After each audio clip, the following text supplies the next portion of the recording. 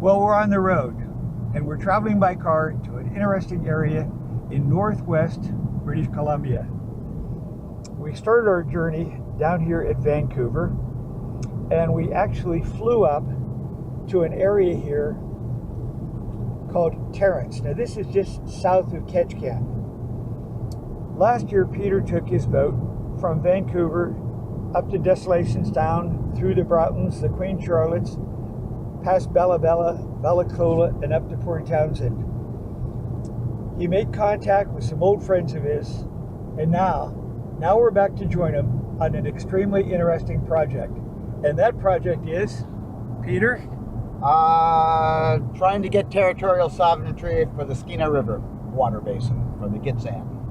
And what are we doing up here? Well, I guess we're helping them get it done, because that's what we have reputations to do. And where are we heading exactly right now? We're heading to Hazleton, British Columbia, to see Gordon Sebastian, the main lawyer for the Gitxsan, who is negotiating their territorial disputes with the Canadian government. And we came up to help them in the media department to allow the Gitxsan people to know what's going on by streaming live and doing videos about the process. And the main issue here is not necessarily land territorial rights and logging rights, but it actually is rights to the stream, correct? The Gitxsan have sorted out their territorial logging rights. They're now trying to get territorial rights to the Skeena River, which is one of the last great salmon rivers in all of Canada. And to our left is the Skeena River. Is this one of the major salmon runs in the area, isn't it, Peter? It is one of the last great wild salmon rivers, undammed and unfarmed. We're up here in mid-October. The country is absolutely beautiful. You can see the trees change. And what's interesting about it is we talked to one of the natives, and he said this is the nicest weather they've had in the past 6 years. Lucky us. Right here? Do you want me to pull over? Just wait right here for 20 minutes. Okay. What are they doing? Are they cleaning the road, or? Well, they want the road to dry up, and every time vehicles go by, water splashes up, eh? Where are you guys heading to? Hazleton. Wow, a long travel. Yeah. It's pretty nice weather today, isn't it? Important, yeah. Yeah, we have a meeting up there Oh, with yeah? with the Gitxsan, Gordon Sebastian. Huh? With the Gitxsan Tribal Council. Oh, yeah. LNZ? Nope, has nothing to do with that. It has to do with salmon. Salmon. Oh, yeah. Yeah, I received your 327. Okay, you guys have a good day. Thank you. So we're waiting here, right? No, you can go. Oh, Take it slow now. okay. A 20-minute wait turned into a 20-second wait. Once he heard we were going to the Gitxsan Tribal Council, he decided it a little different. Well, Peter, we have two options.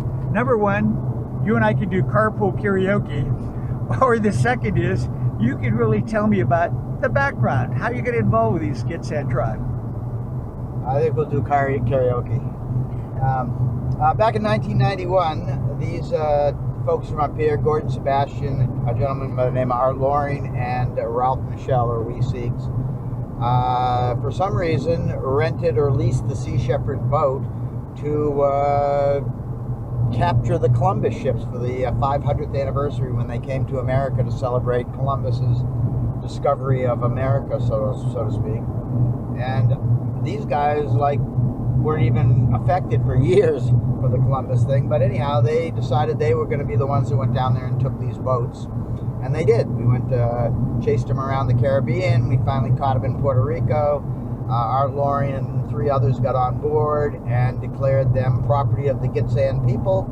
And to make a long story short, the Spanish consulate came down and renegotiated to get the ships back, signed an apology to the Gitxsan people, and no one got arrested, and everybody got home, and that helped them prove their claims against the Canadian government that they weren't a people. They were recognized by Spain. That's how I know them. And for 30 years or 35 years, however long that is now, I've kept in touch with my friend Gordon. And last year with the salmon campaign, I enlisted their help to try to stop salmon farming in Canada. And this year I came up and saw them again, and Gordon asked if I could help, promote their new sovereignty initiatives. And so I got together with my buddy Joe Valencic, Professor Dr. Joe, and here we are. Gee, Peter, this is just one chapter in your life as a professional eco-terrorist.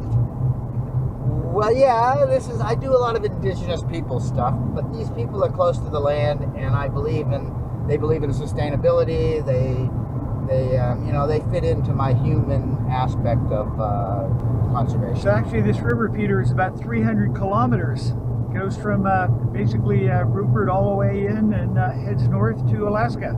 Correct. And then to patrol it, it'd be a hell of a swim.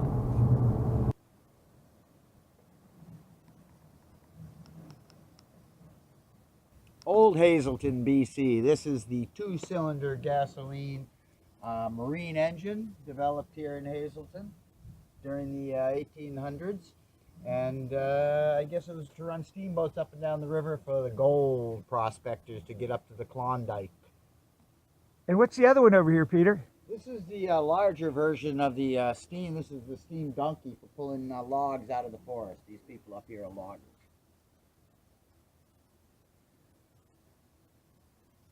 Has a total weight of 20 tons. Peter, you're really intelligent. How did you know all this stuff? I read it up and I've been studying it in school forever. Peter, is this what you call an Indian canoe? I think it's a Pioneer Riverboat. Was a brothel and gambling casino and bar. Must have come up here from Prince Rupert all the way up here to Hazleton to bring the prospectors and the gold rush crazies up to the Klondike. God, you're such a knowledgeable guy. I made that up.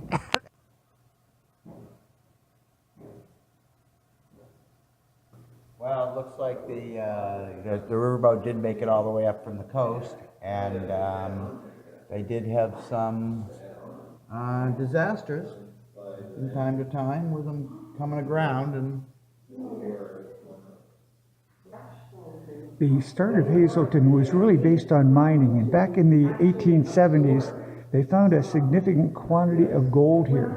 But in addition to gold, prospectors later found things like silver, tungsten, coal, copper, and a number of other valuable minerals. And so they even enlisted the help of Chinese immigrants.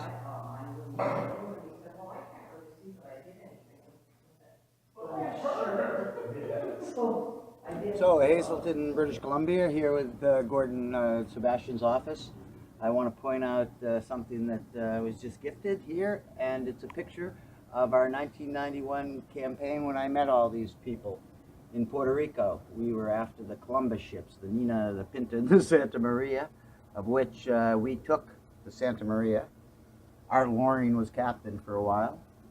And then we made the Spanish government sign an apology, and in order to get it You're back. looking at a picture of the chiefs of the tribes? Of the 4 clans. This was like my trip. When I raised the hand, so who's the chief? And they all put their hands up. Right. Oh, right in here too. And you guys have to here, right? Can you check the speed of it, Chuck? Well, we stream live. Okay. That's one of the things I'm doing for Gordon. Okay. Getting information out to the people. This is the territory. So give us a little This is reference in here, Peter. Terrace down here, see? That's where we're staying That's where currently. we're staying. Okay. And so And when the we came territory up, goes? and all up here.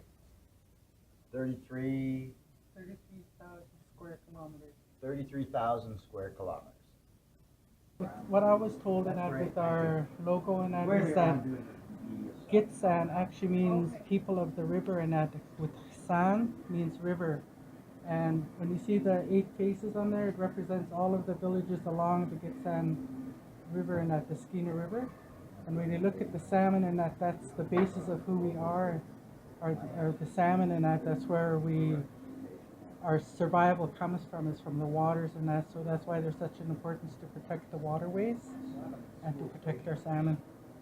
That's excellent, thank you. And this actually represents the eggs of the salmon, or the roe, as the salmon comes up the stream to give new life to the next generation. Well, Peter, we're driving back from an incredible day. What did you learn today?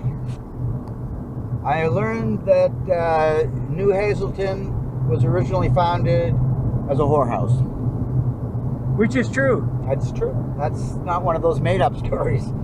And I learned that that we're going to pull this off. It's going to work out. That's what I learned. I like the people, and it's a nice town, and I think this will be fun. It'll be worthwhile. I agree.